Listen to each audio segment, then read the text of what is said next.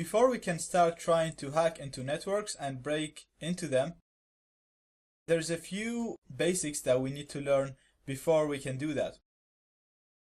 So basically, what is a network? A network is just a number of devices connected together. They are connected together for a reason, so that they can share data.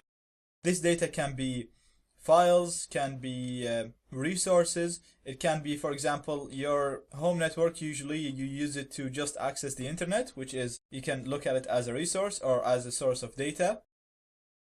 So all networks, Wi-Fi or wired, achieve this sharing of data using the same principle.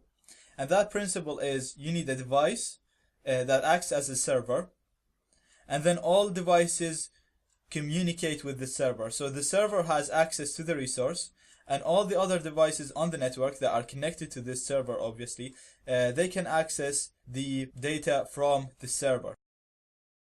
So on most Wi-Fi networks, the server is the router, and all devices connect to this router, and they access the internet through the router. So all the devices on the network have no access to the internet, as we can see in this diagram. The only device in the network that is connected to the internet is the Wi-Fi router.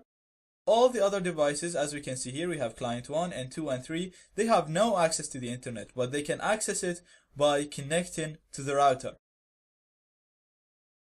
So whenever client 3, for example, if it wants to open google.com, it's going to send a request to the router asking it, okay, I need google.com. The router is going to go to the internet. It's going to grab google.com and then forward it back to client number 3. So client number 3 does not have direct access to the internet. It has to go through the router, and the router is going to bring the request and send the response back to client number 3. Now all of this data, requests and responses, are transferred through packets. So you can imagine all these arrows are a number of packets being sent between the clients and the router. And in Wi-Fi networks, these packets are sent into the air, so they're broadcasted.